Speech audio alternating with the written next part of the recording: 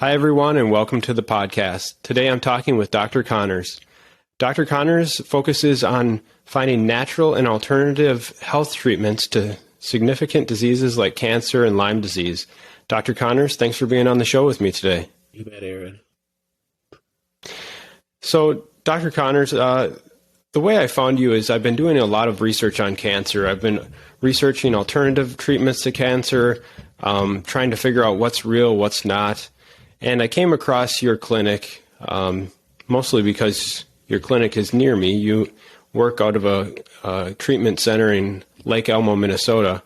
And I downloaded your book, and there's a ton of different stuff in there regarding cancer. But before we get to that, can you tell me a little bit about yourself and how you got interested in medicine and cancer in the first place?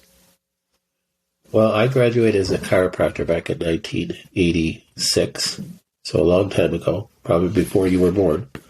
And I was always interested in natural care. It really began when I started seeing a chiropractor, kinesiologist, acupuncturist when I was in junior high and then high school. I was active in sports, and of course, you hurt yourself. So my parents, believed in a natural approach to care. I'm very thankful for my mother. She was one of the founding people in our local food co-op. That's still going very strong today. So she taught us at a very young age. We were kind of eating granola and raw nuts when I was fairly young. So she was kind of cutting edge of just trying to take care of yourself natural and trying to stay off of drugs as much as possible. Not necessarily anti-medicine, but trying to be proactive in taking care of yourself. So going down this approach when I desired to help people and be in a practice of medicine was an easy decision for me. So I did not graduate thinking I was going to end up having a cancer practice, but I did graduate really practicing what is called functional medicine today. We didn't use that terminology back then, but I did a lot of kinesiology, saw people with, hormonal issues and digestive issues, and not quite as much chiropractic type things, but a lot of gut issues and dealing with that. So my practice ended up gravitating towards cancer when I was studying with kinesiology and acupuncture. I was very big into nutrition and herbology.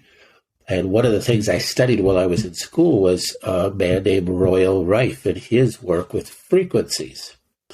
So I was always intrigued by frequency medicine and thought I'd love to incorporate that into my practice at some point in time.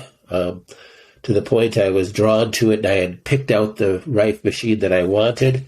And it wasn't until in the late 90s when one of my patients came to me and told me she had breast cancer bilaterally in both breasts, and she said she was not going to do chemo or radiation, and they gave her just 3 months to live. Well, that was my big aha moment to buy a Rife machine. Long story short, she lived another 13 years. So it eventually, God sent us another cancer patient and another cancer patient, and then we really saw the writing on the wall that this is the road we were supposed to go down. Interesting. Yeah, when I first reached out to you, I thought we would end up talking about different chemicals that are in plants that could potentially help with cancer, but now you're talking about frequencies, which I'm totally not familiar with at all. Tell me a little bit more about that. What does that mean, a frequency and frequency treatments? So frequency treatment is what Rife technology is. So we use chemicals in plants. That's when we're using herbology and using different nutraceuticals, you're really addressing chemistry, body chemistry. So if you give a person turmeric, you're using turmeric for a certain reason to change the chemistry of the milieu, wherever that cancer is, try to decrease inflammation, turmeric has anti-cancer properties in itself. And we do that as well, but we also use Rife technology. So Rife was named after Royal Raymond Rife, and he theorized back in the 20s and 30s that if you could hit a cancer cell at its own frequency, you could effectively have positive effects for that patient. So he believed if you hit a cancer cell at its own frequency, you'd cause cell lysis, which is a pathological death of the cell. He didn't have any proof of that, but he had success with cancer patients. So that's what he believed, how he believed his success was measured. He think that hitting it with its own frequency using a light frequency, you could cause cell death. I don't personally believe that hitting the cancer cell with its own frequency is causing cell lysis. We don't really see evidence of that, but I do believe that if you hit a cancer cell with its own frequency, you at least get the immune system to look at it again. So when we talk about frequencies, this was all new information in the early 1900s. So we were moving from Newtonian physics, that the smallest particle is electrons, neutrons, and protons, to quantum physics, that there was even smaller particles that are simply it's just energy that's vibrating at a specific frequency, and everything that we know as matter today, down to its smallest particle, is simply energy that's vibrating at a frequency. So if you could hit that thing at its own frequency, you can do different things to it. You could do damaging things to that, but you're certainly going to cause it to vibrate. You can see that evidence in, like you've seen Ella Fitzgerald sing a note, and the crystal goblet shatters. Well, when she hits the frequency of crystal has a frequency that some people can hit with a sound wave if they have that voice that can hit that note, that frequency. Well, she didn't make, when that happens, it doesn't make a change to the molecular structure of crystal, but simply when crystal is blown into a goblet and you hit it with its own frequency, you cause those molecules to vibrate, and then they don't hold that structure of that goblet anymore, and it shatters.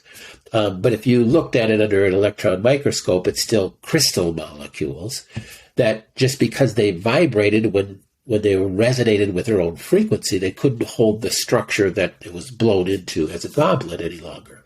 So you didn't actually change the crystal itself. It's still molecularly crystal, but you caused it to vibrate. So when you hit anything with its own frequency, you're going to at least cause it to vibrate. And I believe that there's literally dozens of theories on how Rife technology affects cancer cells and healthy cells and such. And there's books written on that by people that are much smarter than I am. So I'm just a clinician. So my belief in seeing how Rife technology works with cancer and other diseases is that it at the very least, it causes it to vibrate. And one of the problems that we see when you're trying to fight cancer, cancer is your own cells. So your immune system is not going to be attracted to kill it, because it is your own cells. What cancer is something got inside of one cell, causing it to go into rapid replication, and now you have cells that are rapidly replicating, but they're still self cells. So breast cancer is made up of breast tissue cells. So your immune system is not supposed to attack and destroy self tissue. And that's one of the reasons why your immune system doesn't kill cancer all the time, is because it recognizes it as self tissue and that it doesn't destroy it. So if you can hit the cancer at its own frequency, cause it to vibrate, it looks differently, your immune system is going to at least take a second or third or fourth look at it, and you can effectively, if that person has a healthy enough immune system, be able to get the immune system to start attacking it and destroying it. So that's at least one theory on how Rife works, or why Rife works. And I believe it's a big one, because we see when people have a seriously diminished immune system for whatever reason, Rife tends not to work as well. So we never use Rife alone. We also use chemistry. So like you mentioned earlier, we use different nutraceuticals to help stimulate an immune response as well. So if you could couple that with the Rife and with diet and attitude changes and prayer and things, we believe you're going to have the best results. Interesting. So you talked, now that the more you talked about it, I think I did hear this therapy mentioned in a book called The Truth About Cancer, which I read recently, and I kind of dismissed it because I thought, that sounds kind of crazy. But as you're talking, it's coming back to me a little bit. And what does it mean when you say hit the cancer with its own frequency? How do you know what frequency something is at? That can be difficult. So different cancers, there are some known frequencies for different cancers. So that has been mapped out. Matter of fact, when Rife technology was burgeoning and Royal Rife was using his technology and it was becoming more popular, he was not a clinician, he was a scientist. But clinicians did send their difficult patients to them to get treated. Clinicians that knew about him. Patients that they weren't having success with, they would send them to Rife. The University of Southern California School of Medicine sent some terminal cancer patients to Rife, and he had some documented success with those patients.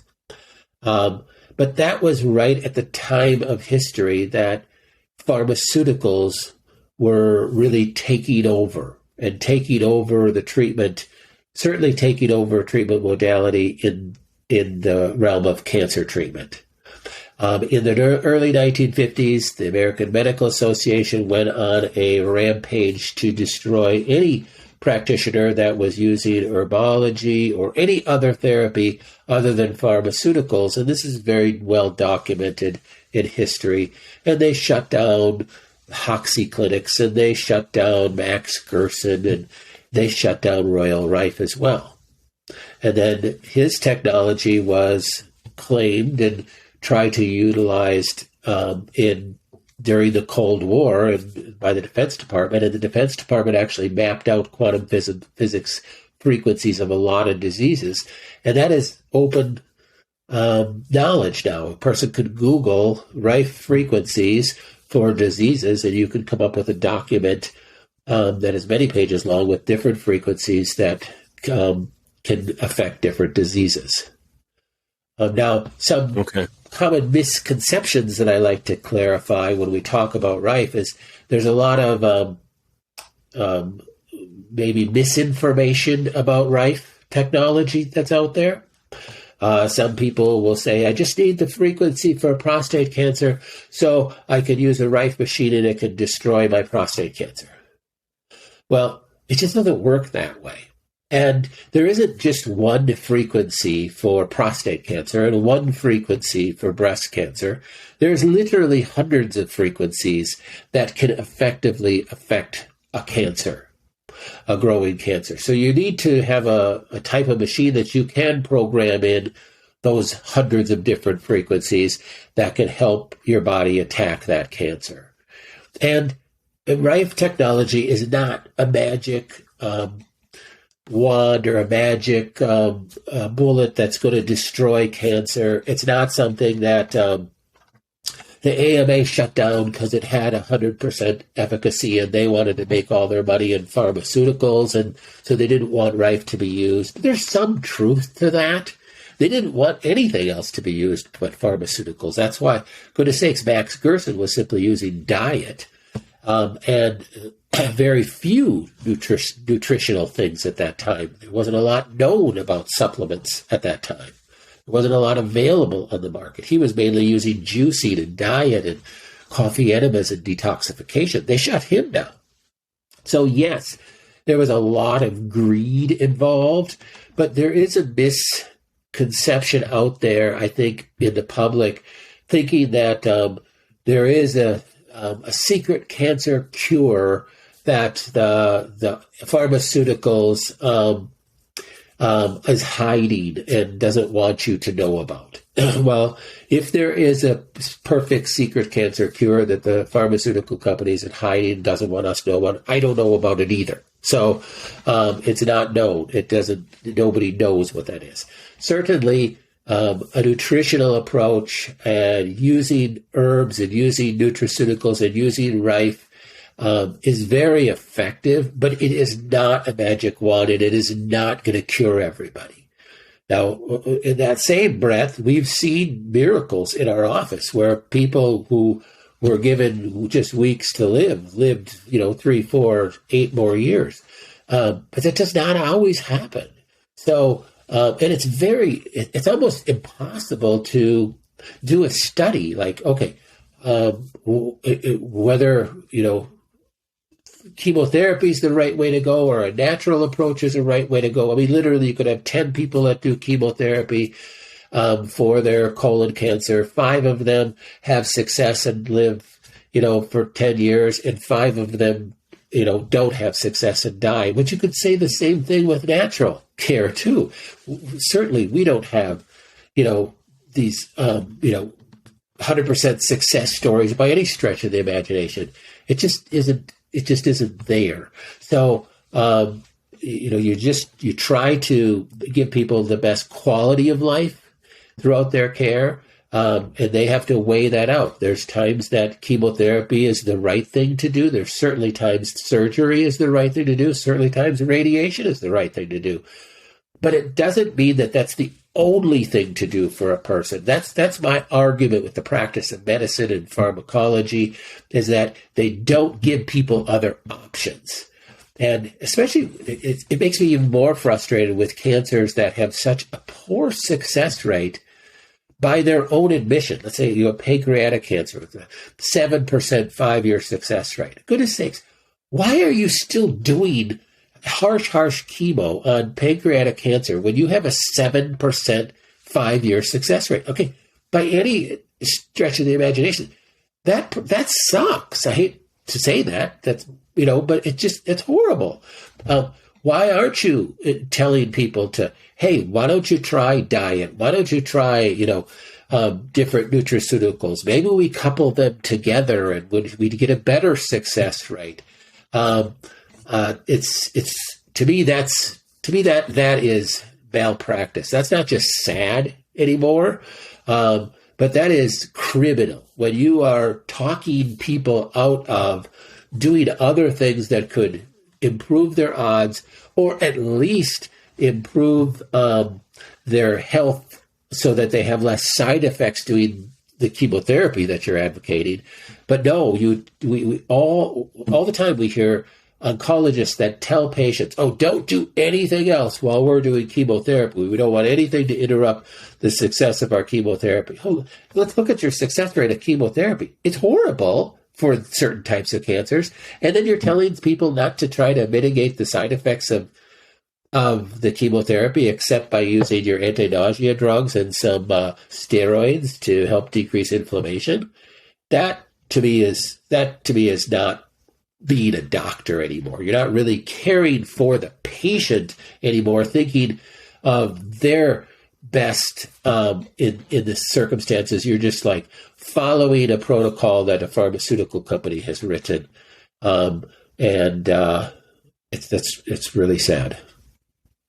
Yeah, man. There's a lot to unpack there. I mean, as I've been researching more of trying to expand into some alternative treatments to see what else is out there besides just the conventional treatments, I did come across some of the therapies you mentioned, like the Hoxsey Therapy. I'm reading his autobiography, and it's just, if there's any truth to this autobiography, it's incredible, because the amount of pushback that he got from mainstream and the federal government just trying to close the doors on his 17 clinics that by many accounts were having some success with his herbal treatments and tonics and things like that. I mean, it reminds me of some of the stuff that's been going on with COVID in the past 2 years, where people want to try alternative treatments, but our government is just so opposed to people having the autonomy to try things for themselves and see what they want to use. It's almost like You used to have the theocratic state where you could only practice one religion. Now we have the pharmaceutical state, and you have to practice the dogmatic pharmaceutical religion that they deem appropriate. I don't know. You said it best. I think it really does get. It is a religious thing almost, because it is literally you're following the pharmaceutical gods that are out there in nowhere land, and you're following the protocol. I had a patient once. This is kind of a funny story, and if the patient listens to this, I hope I don't botch the story. Too bad. But this person came to us, was using a Rife at home, and she came back for another visit. She was actually multiple states away, but she came back for another visit about 6 months later, and she goes, "Oh, you're going to love this story. We were having our kitchen redone, and I had my Rife out in the living room, and you could see the kitchen from where I was at. And the carpenter who was fixing my kitchen goes, 'Is that a Rife machine?' And my patient said, 'Oh my gosh, I've never known anybody who knew what a Rife machine looks like.' 'Yeah, how did you know?' And the guy said, 'Well, I'm a medical doctor.' And she goes, 'You're a medical doctor and you're fixing my kitchen?' And he goes, 'Oh yeah. I've been a medical doctor for, I don't know, a dozen years or something, but I quit. When I was going through medical school, my dad was a carpenter and I was working with him as a carpenter, and he taught me the trade, but I always wanted to be a doctor. But I quit a couple of years ago. I just couldn't take it anymore.' And she said, 'Well, what happened?' And he said, 'Well, we used to have these in-services by pharmaceutical reps, and we used to get scolded by the reps, and the head of our medical department would come in and they would yell at us doctors, because they had it down to a science that if you took Lipitor, let's say, for decreasing your cholesterol, they had it down to a science that they knew 67% of the patients on Lipitor would have this side effect. So therefore, you need to prescribe this drug. And we know that 22% will have this side effect, so you should prescribe this drug. So we used to get yelled at because we don't have 67% of our patients who are prescribed Lipitor on that second drug, and we don't have nearly the 22% on the third drug. So we would get yelled at. It's like, he goes, "This isn't the practice of medicine anymore. They just want me to be a pharmaceutical technician." And I just couldn't do this anymore. I just said, forget it. I'll go back to carpentry. And I respect that person's. I never met that doctor, but I so much respect a person that will stand up for what's right instead of being a pawn or just a manipulated individual in this religion of pharmacology that is known as the practice of medicine. I mean, people think that doctors have autonomy to make decisions. We found out during COVID that that's not true. They have to prescribe remdesivir that literally shuts down people's kidneys and kills them, and then we call it a COVID death. That's a whole other story and how they've just literally murdered people in the hospital.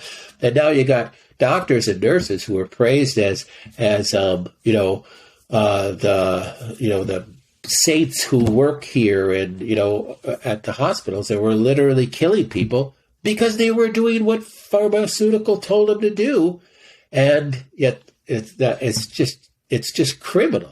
I mean, hopefully someday we live as people long enough to look back at this time in history and shake our heads at the criminality that has been going on. Personally, I don't have a lot of hope that that's going to take place, but it's we do see that in the practice of medicine with oncology for sure. And I'm not saying that there's not great doctors out there who really care for their patients and great nurses who really love their patients. They are. They're out there. And great oncologists who really love their patients. And we've run into some. But when oncologists and doctors and nurses refuse to look at other possibilities that could help their patients, to me, they're not being a doctor anymore. And at very least, shame on them for not really caring enough for their patient to try to do what's in their best interest instead instead of just all you read is what the pharmaceutical company gave you in their lecture this week. Instead of looking at any other studies that are out there, it's just it's very sad. Yeah.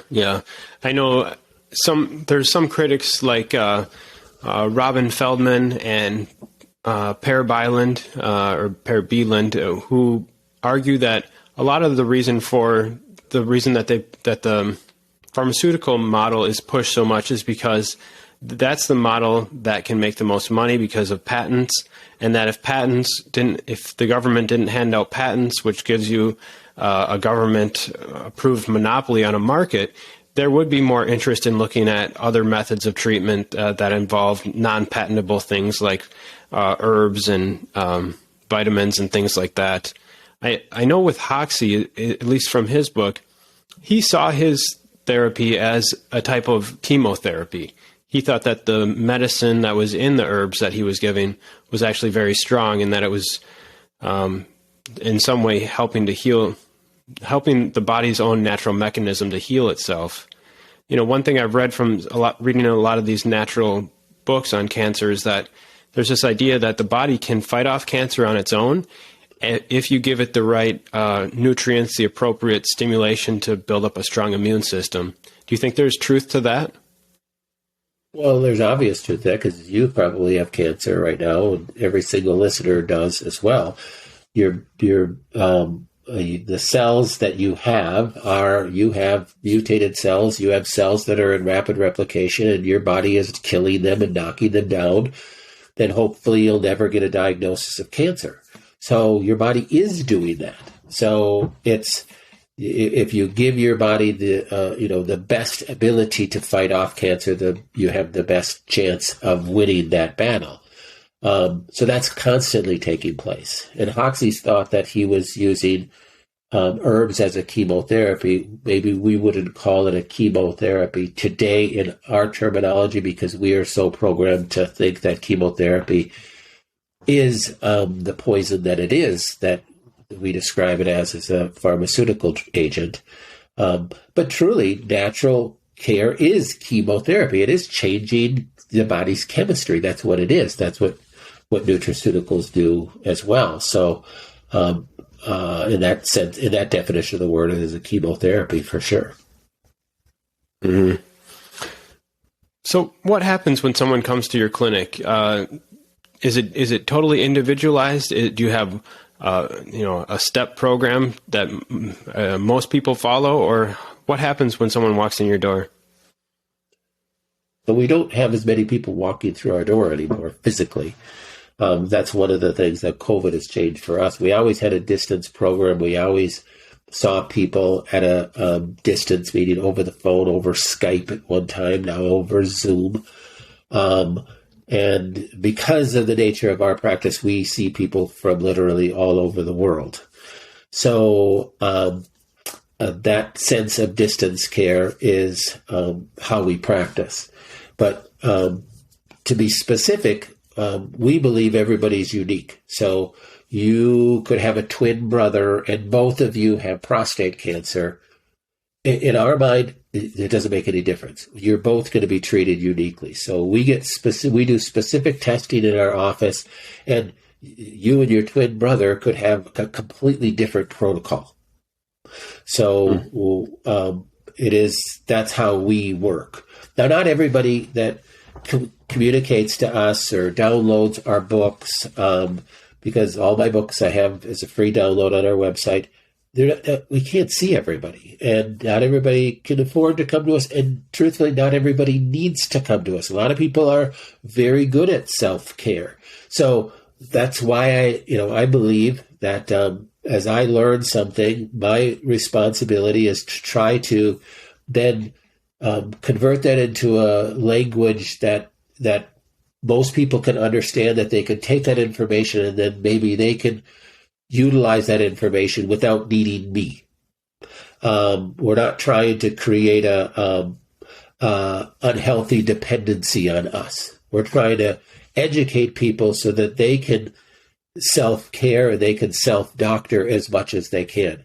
If they need us and they want to utilize us, then we act as their coach and we test them and we get as specific as possible with everything that we do.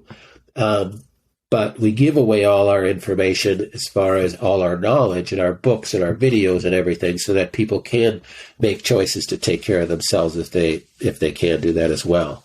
But everybody is unique, and I think you need to treat yourself as unique.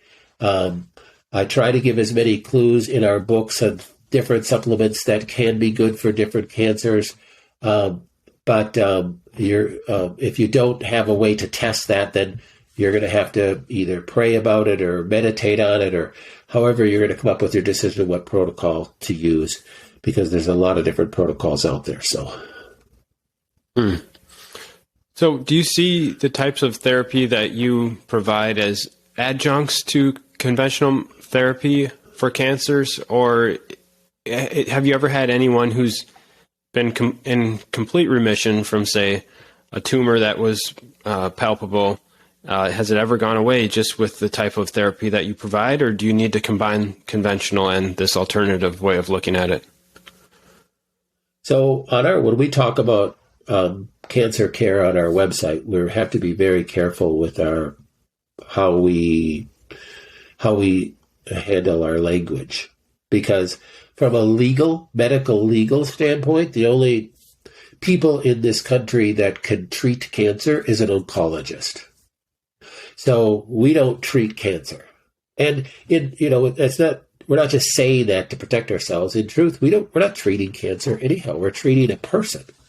So the cancer is cells that are gone awry and are in a rapid state of replication. So you got this growing cell mass because of something. So if you can do your best to treat them because of something, then you can help that person overcome this and help that person's immune system be able to kill this and for that cancer to stop growing. Now, you made mention that can you make a cancer disappear? Like, can you make that mass go away? That's really not what we're trying to do. And we try to tell patients that's not what you really need to happen. You just need the cells to stop replicating. You don't need the immune system or your lymph system to clear it away. That's not even necessary. We just need to get it to stop replicating. So if that mass stays in your breast as a grape-sized mass for the next 30 years, you just got to be okay with that. If it stays a grape-sized mass for the next 6 months to a year, it's not replicating anymore. It's stayed that same size. If each one of those cells continued to replicate at that same rate, it would be growing exponentially larger over time. And if it stops or it starts to decrease that rate of replication, that mass is going to stay the same size or grow slower and slower and slower. That's really what we want. That's really what the goal is. It's not really to make it go away. So if you can get people to understand that, they go, okay, now I get that. Now I understand that. To get back to your original question, yes, we have patients that come to us that don't want to do any standards of care. They just don't. Usually those are patients that maybe really grew up very alternative minded, or they're patients, and we've experienced a lot of patients that have had family members with really bad experiences going standards of care. So they have very adverse taste in their mouth about doing any chemotherapy, radiation, or surgery because they saw their mom had breast cancer too, and she was dead in a year. Matter of fact, my first cancer patient ever back in the late 90s, that was her comment. She said she nursed her friend through chemo and she died a horrible death. And she said, I'm not going that route. So there's just no way I'm going that route. She just had that in her mind. Well, praise God, she didn't. She lived another 13 years. So, and again, I don't take the credit. Do I think the Rife helped her? Absolutely. Do I think the nutrition helped her? For sure. But her body did it. So her body gets the credit. She gets the credit, not me. But so we've had patients not go any standards of care and do fantastic. We've had patients that a lot of our patients have failed standards of care. That's why they're seeking us out. So especially in years gone by, people didn't think about an alternative approach when they heard you have cancer. They only thought about an alternative approach when they heard you have cancer, we're going to do this, this, and this. They go through that course of action, and then the doctor says, well, there's nothing else we can do. It's time to call hospice and get your affairs in order. Then they'd call us. So still, that's the largest percentage of our patients. But we are getting more people that are getting their eyes open to the truth about the pharmaceutical industry, and that maybe they're not given always other options, and they're slowing down when they hear those words, you have cancer, and they're starting to do some research, and they're starting to say, well, maybe there's another way, and maybe I could combine that other way with a percentage of standards of care that I'm comfortable with. Maybe I'm not comfortable with, doing a lumpectomy and then radiation and then chemotherapy. Maybe I'm only comfortable with doing a lumpectomy, and I'll save radiation and chemotherapy for down the road if I need it. I'll keep it in my back pocket. So I just want to combine standards of care to a certain degree and add alternative care that I'm comfortable with. And I think that's really when you have really good results. And so people are trying to merge wisdom in their decision-making process and not surrendering all their personal power to their oncologist because they're so scared. So I think the more educated people are, the less scared of serious diseases you are, and then you have the ability to make a wiser decision. Yeah, that makes a lot of sense. Are there common things that you would advise healthy people to do to try to prevent cancer? There's definitely things that you can do to prevent cancer when you look at some of the most common causes of cancer. So some of the most common causes of cancer are environmental toxins. So pesticides and herbicides and chemicals such as that, you can't avoid completely, even if you're going to eat all organic. You still eat out, even if you're eating at organic restaurants. You still have cross-contamination of pesticides and herbicides and chemicals that you just can't get away from. You might not spray your yard with Roundup, but your neighbor does. Residues are in our drinking water. And we are so poisoned in this world because of environmental toxins that even if you lived your life perfectly, you're still exposed to those things. But it is cumulative. These things are cumulative. So the more you can do to help, clean up your diet, the better off you're going to be. The more you could do to help support detoxification pathways, the better off you're going to be. I just finished one of my latest books is The 7 Phases of Detoxification, and I recommend everybody read it. It's a free download on our website, like all our books are.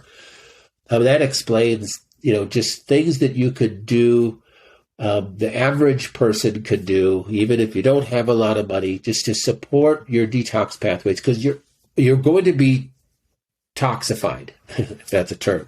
You're going to be exposed to poisons. You need to support your liver and support your organs of detoxification to get this stuff out as fast as possible. And that's probably going to be your best preventative thing to do. Okay. There's other things with hormonal-driven cancers that especially women should be aware of. Things that are estrogen disruptors, like plastics and things to eliminate. And then just other obvious environmental things that you like: clean up your house, stop using Lysol spray, stop using, things, chemicals in your house, your cleaning products, your laundry detergent. You could do things without going completely crunchy crazy, and just changing some buying habits that, okay, instead of buying Tide, I'm going to buy, a more organic laundry detergent, just still have to reach for something on the shelf. Just make some more educated decisions, and you could help yourself and your children in a great way. Okay.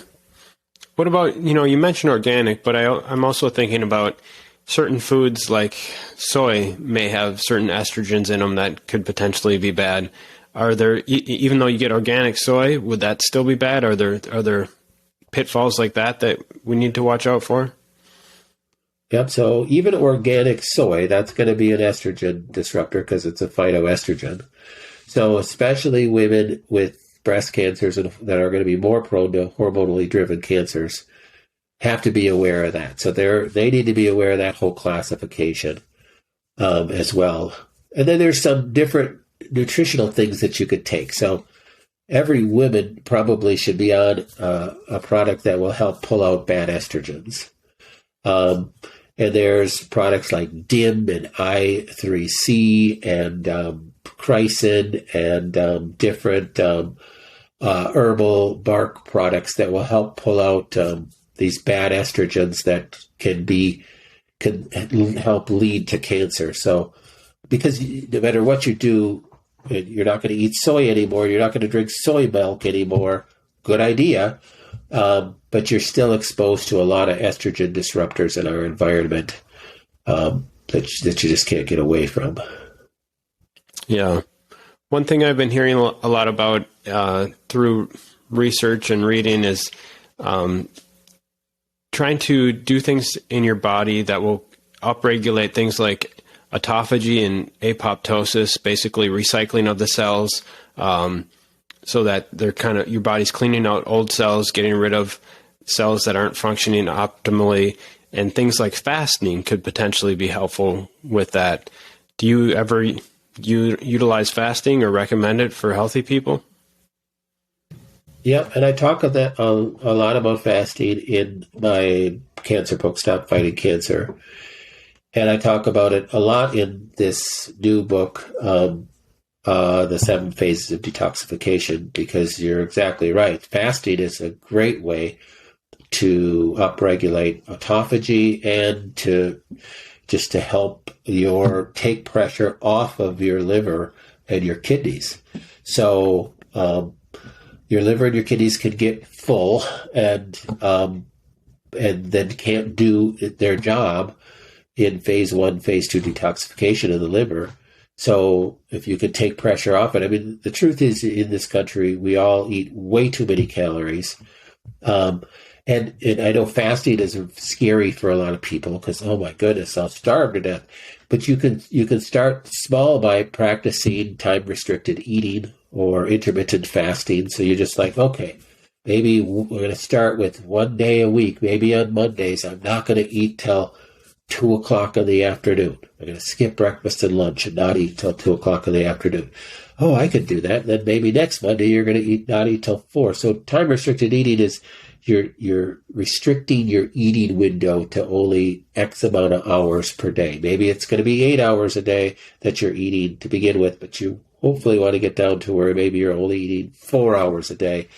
And that certainly wouldn't be every day of the week. Maybe you do it 1 day of the week, then you do it maybe 2 days of the week, then maybe you'd get to be doing it 3 days of the week, and that's all. That alone could be extremely healthy for a person. It just gives their body a rest, their detoxification pathways a rest, kind of gives them a chance to get caught up.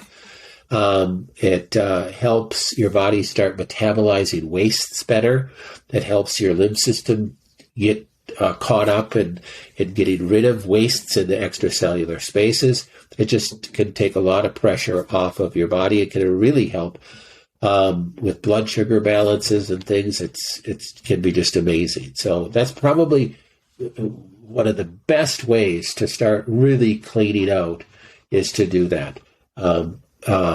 And do that on a regular basis. There's different apps you can put on your phone and different things. I have one on my phone, a fasting app that I just said, okay, tomorrow I finished eating today at 8.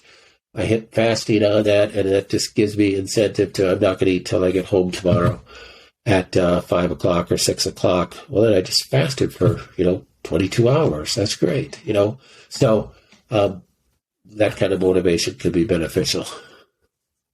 Yeah. Since I learned more about fasting, I tried it, and I kind of thought to myself that I would do it once a month. A couple of weeks ago, I did a 24-hour fast. But I noticed as I was going to try to go for 48 hours, but I noticed as I was getting closer to bedtime that I was finding it really hard to sleep while still being hungry. For anyone who wants to try more than 24 hours, do you have any advice for fasting during the time when you're sleeping and not being hungry and thinking about food while you're going to bed? Yeah. So, people, I talk to people that all the time that have fasted, for many days and such.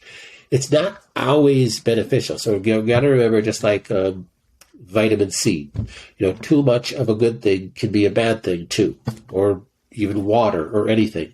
So for our cancer patients, we do not recommend that they fast over 24 hours because it can have some possible negative effects for cancer. It increases IGF-1 levels and such, which you don't necessarily want with cancer. Now, that can be very beneficial for people without cancer. But also, you look like a pretty thin guy. You don't want to be fasting more than 24 hours if you don't really have a lot of weight to play with to lose, because too much autophagy can be damaging to your cells too. So every process in your body is a balance. So everybody thinks, I got to get on antioxidants, right? Well, we probably all have a deficiency in antioxidants, but you need oxidative pathways too to destroy pathogens. So everything is a balance. Oxidation isn't just all a bad guy. It's that you need that balance between those things. So you have to be careful of that. So the biggest thing I say with fasting with people is you start slow and you work up. If that sounds like a great idea, I'm going to do fasting. If you just jump into a 24-hour fast, that could be harmful to your body too. You do have to check your blood sugars, and if you're going to do any kind of fasting of any length of time, you really want to get some supervision, because you don't want to go into a state of hypoglycemia, and that could be an issue too, especially if you have blood sugar handling issues. So doing it slowly, working up to something is an important thing. There's also a product out there called fasting mimicking diet that is extremely safe to use, so people don't have any ill effects of fasting doing what's called the fasting mimicking diet. That was produced by a PhD researcher out of, I think he was USC School of Medicine or something like that. But there's a book out on fasting mimicking diet. But that's a product that you'd buy, you'd follow for 5 days, so you're not actually in a true fast, but you're in a low caloric intake. So your body is mimicking a fast, and you can get most of the benefits from a fast without any really of the negative side effects that you could get with blood sugar issues with the fast. Mm-hmm. Yeah, I like what you said there about that there's like an optimal level for everything, because I think it's that way with a lot of nutrients. It's they kind of follow like a U-shaped curve where you're getting a lot of benefit at first, say if you start taking some vitamins that you were deficient in, but if you take too much, then the benefit declines, and it can eventually be negative if you take too much. I know one thing I think about that is there's a lot of interest in the ketogenic diet as it relates to cancer. And one thing I was concerned about with that is that if you're not eating carbs, well, your body uses carbs to produce things like reactive oxygen species, which help destroy pathogens and things like that. And it also uses carbs to create mucus in your mucous membranes, which helps defend against pathogens. So I think everything has to be individualized and kind of optimized for each person, like you were saying earlier as well. Yeah, we totally agree. I know there's some books out there that say every cancer patient should be on a ketogenic diet. I wholeheartedly disagree with that. That is, just as somebody who's practicing physician, taking care of people with cancer for more than 20 years, that is just totally not true. Yeah, it makes good reading, and it was written by a scientist but not by a physician who actually treats cancer patients. There's some cancers that are fed directly through glycolysis, and that is their main fuel source. And maybe a keto-like diet or a full ketogenic diet can be very beneficial. But there's other cancers that are fed, and cancers can change their fuel source. So even if they're fed through glycolysis and you go on a keto-like diet, 2 months later it changes its fuel source to mainly an amino acid fuel source, and now you're basically feeding the cancer. So it has to be individualized. You cannot just go, well, this is what I read in this book, so this is what I'm going to follow. That's might not be right for you. It could be, but it might not be. It might be the wrong diet for you. So you do want to at least experiment in that if you don't have somebody to test for that. But there's ways to kind of test your body through different diets as well. Yeah. Are there any main nutrients? I know you talked a lot about the frequency therapy, but are there any nutrients in general that people should be taking if they have cancer?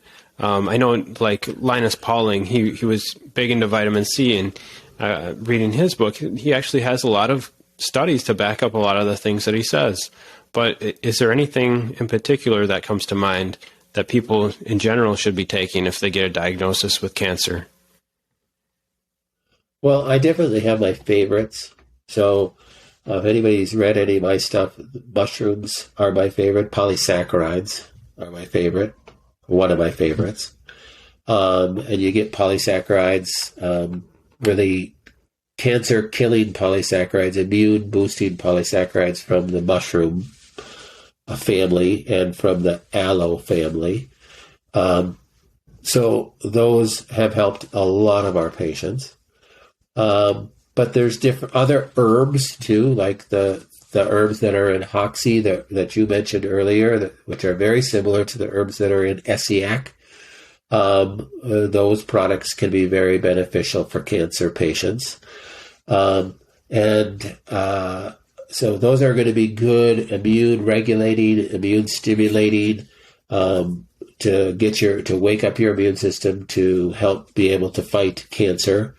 And then really working on detoxification pathways, and calming your sympathetic nervous system and stimulating your parasympathetic nervous system. Those are all great tools if you're in, if you hear that you've got a cancer diagnosis. Okay. Wow, a lot to think about there. What about, I've heard mistletoe mentioned a lot in natural therapies. Do you use that? We don't use that because it's more of an invasive therapy, and we have to be careful just with our scope of practice. But mistletoe is an immune stimulation because it just fires up the immune system, kind of like it's almost like a toxin. So I don't know if you've heard of Coley's toxins before, that Dr. Coley created a mixture of toxins which he'd inject in a person, which would stimulate this immune reaction, which there wasn't enough of any specific bacteria that would cause a serious illness from that bacterial infection, but it was enough to cause an immune stimulation. Similar to bee sting therapy, you cause enough of an immune stimulation that it fires an immune response by your body. That's kind of how mistletoe works. So mistletoe injections typically done in the belly, and they're titrated up over time, cause a redness and an inflammatory reaction at the site of injection. You can do mistletoe IVs as well, causes this inflammatory response. Still, that person needs to have a healthy enough immune response. So using things like mushrooms and other immune stimulation like vitamin C and different things like that will help build that up as well. But mistletoe could be a good therapy for cancer as well, yes. Yeah. Are there any things that people who are doing conventional treatments like chemotherapy should avoid as far as natural products go? Because, there are natural products that are very potent and powerful. Does anything come to mind? Well, you have to understand the chemistry of chemotherapy. So chemotherapy is an oxidizing agent. So technically, chemotherapy is a poison. But hopefully you're dosing it in such a way that you're not going to kill the patient, that it will be taken up by the cancer, because the cancer is more highly metabolic. So you could think of it as the cancer is hungrier than other cells. So if you're going to poison the body, the hungrier cells are going to gobble up that poison first, and they're going to be first to die. That's why people with chemotherapy have death to other cells in their body that are also naturally highly metabolic. So the cancer is more highly metabolic, meaning it's hungrier, but so are your hair follicles. They reproduce more rapidly. That's why your hair grows in a month and you have to get your hair cut. So it's highly metabolic. Your hair follicles are. So is your immune system. Your immune system, those cells reproduce much more rapidly than a normal cell does. So your immune system is negatively affected by the chemotherapy. That's why people that are doing chemotherapy have to get a white blood cell CBC test to make sure that their white blood cell count is not too low, and you give the person chemotherapy and you kill them. But if it's too low, then they give you a different shot that will boost up your white blood cells so they can give you the chemotherapy tomorrow, hopefully. So when you do chemotherapy, it is a poison. It's an oxidizing agent. And I don't say that to degrade chemotherapy. It just is. And it will kill your hair follicles. It will kill your immune system. But hopefully it will be taken up more readily by the cancer than by healthy cells, so that it will kill the cancer before it will kill your healthy cells. Really, chemotherapy does its work within the first 48 hours on the cancer cells, and then you want to try to get rid of it. So knowing that it's an oxidizing agent, really, when we suggest to our patients, if they're getting chemotherapy infusions, we tell them, don't take any antioxidants or anything that's a real strong antioxidant during that 48-hour window. So I'm going in for an infusion of chemotherapy at 9 o'clock Monday morning. I'm done at noon. So I leave the clinic goodbye at noon. From noon on Monday till noon on Wednesday, don't take any strong antioxidants. So you're not going to take your vitamin C. You're not going to take your alpha-lipoic acid. You'll probably lay off your curcumin. You're also not going to want to try to detoxify this too quickly for those 48 hours, because I want it to stay in my system. So you're not going to be doing coffee enemas at that time. You're not going to be doing milk thistle and dandelion root that's going to help you detoxify. Now, there's different schools of thought. So there's other alternative practitioners that say, fool you on that. We need to get this out of your body. But in my mind, it's like, okay, if you're going to take the chemotherapy, if you're choosing to do that, we want it to work. So I say lay off of that for 48 hours. Now, your oncologist is going to say, don't take anything. We're going to do chemotherapy. Don't you dare take anything throughout this whole course of treatment. 6 months from now, you can do whatever you want when we're all done and we have you cured. I say that is absolutely criminal to think that way. So, if you could show me that your chemotherapy has 100% efficacy on your patients and they're all going to be cured in 6 months, then by all means go for it. Then we'll work on detoxifying their body in 6 months. But you can't, because it's not true. And we can look up your 5-year survival rate on your cancer. And if it's anything less than 100%, then you better be doing some other things too to help improve your odds.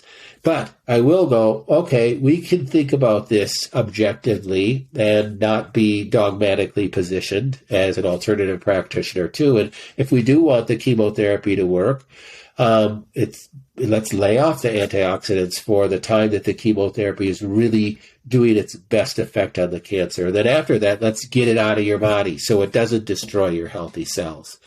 And let's support your cells and your healthy cells and your immune system to get that built back up. That's going to be your best effect. And there's other things that you can do if you're going to do chemotherapy that aren't even alternative. Just by fasting, doing a 24-hour fast prior to chemotherapy infusions, you're going to greatly improve your odds of the chemotherapy working and having less ill effects of the chemotherapy. Think of that, if you could put into a cartoon, you're basically starving your cancer cells for 24 hours, and they're like super hungry now. Then we're going to give them chemotherapy, and they're going to be pushing everything else out of the way. Give me this, give me this, give me this. And you're going to have better results with the chemotherapy. And those are medical studies, so you can search that. But doing a 24-hour, and some people even say 48-hour fast prior to chemotherapy can even really reduce side effects of chemotherapy and really help the efficacy of the chemotherapy as well. Yeah, I came across that study that you mentioned there while I was searching on PubMed, and yeah, they had people fast the day before getting chemo, the day of chemo, and then the day after, and they said that they felt better and it worked better, and they had less side effects, which was really strange. I mean, a 3-day fast in itself would seem to be difficult enough, but I guess that's what that study showed. Yeah, it was like, I think if I remember it, it's like 50% decrease in side effects. So you can't argue with that. I mean, then it's like, okay, why aren't the oncologists telling their patients this? It just right. blows my mind that they don't read their own journals. And, anybody could do a Google Scholar search on something like curcumin, which is the active form of turmeric. And you'll see literally hundreds of articles saying turmeric's efficacy with cancer patients. It's when an oncologist tells a patient that you shouldn't be doing any of that nonsense alternative stuff, there's no research behind it. There's way more research behind nutritional support for cancer than there is pharmaceutical support for cancer. You look at any research article on a chemotherapy, it's only comparing this chemotherapy with a different chemotherapy. It's never comparing chemotherapy with the person doing nothing, let alone doing an alternative approach. That study will never get published because they're afraid of the results, I think. They're only publishing articles that are comparing one chemotherapy regimen to another chemotherapy regimen.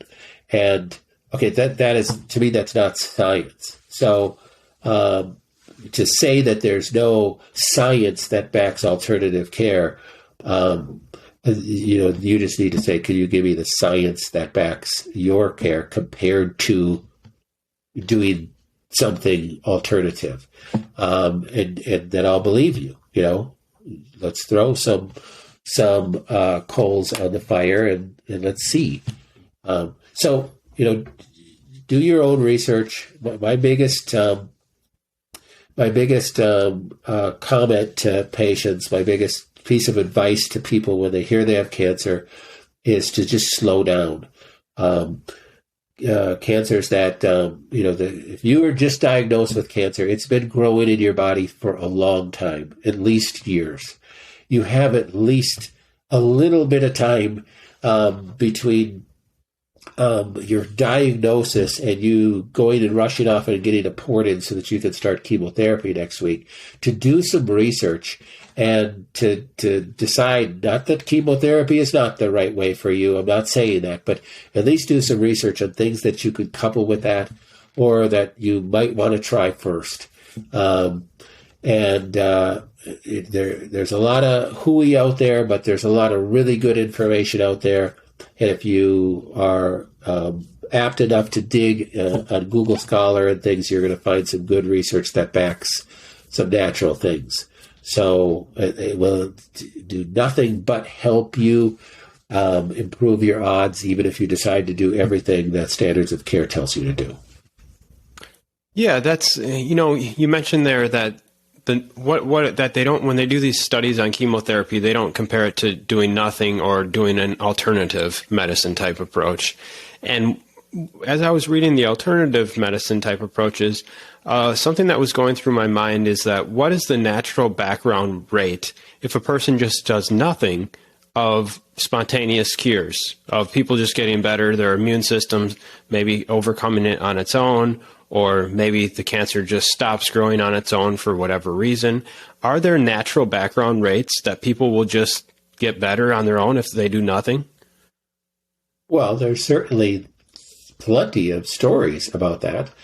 You could read stories of people that just decided, okay, my doctor said I have, stage 4 lung cancer, and he wants me to do chemo and this and that stuff, and he still said I'm going to die in 3 to 6 months.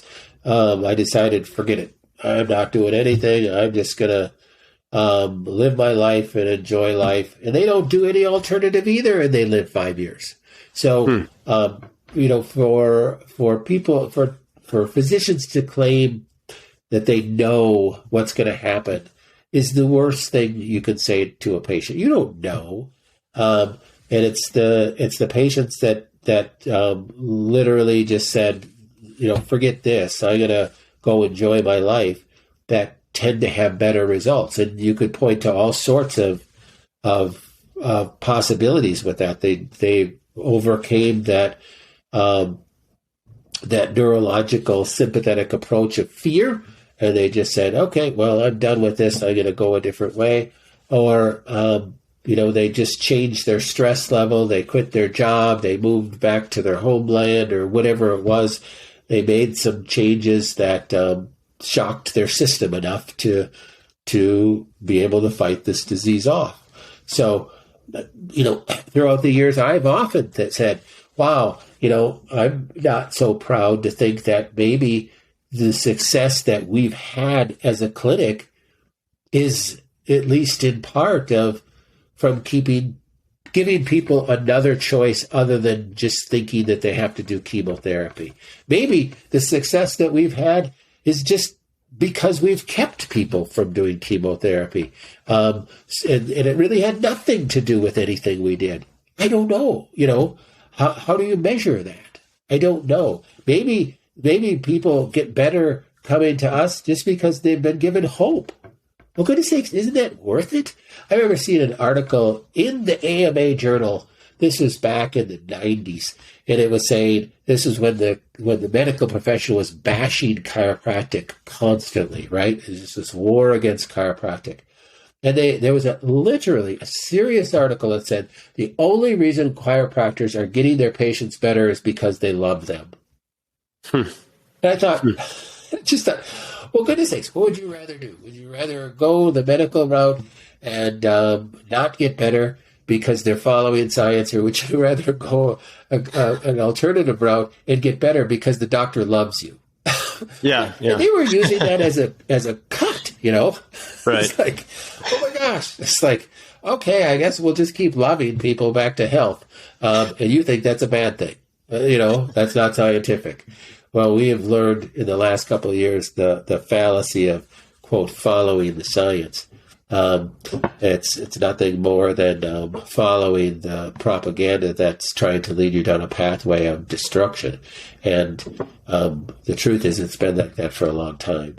So, yes, I am not so proud to think that, we have all the answers, and that maybe it's really none of our answers. It's just giving people hope beyond what they've been given that enables them to live longer, happier lives. Hey, I'm okay with that. So I don't need the credit. We don't take any credit. And we believe that anything that we do to help influence a person to be able to make better decisions and that they can live happier, healthier lives, their body gets the credit. God gets the credit. It's not our credit to take anyhow. So, yeah. Well, Dr. Connors, I think that's a good spot for us to end. Is there anything else you wanted to mention before we end the call? Nope. We just want to, the biggest thing is we just want to give away our information. So we know that not everybody needs us or needs to use us, but certainly you can download all of my books on our website for free and get on our newsletter list, and use our information and share it with other people. And we just want to help people. So use our website. Great. Thanks so much for taking time out of your day to come and talk with me. Absolutely, Aaron. Thanks so much.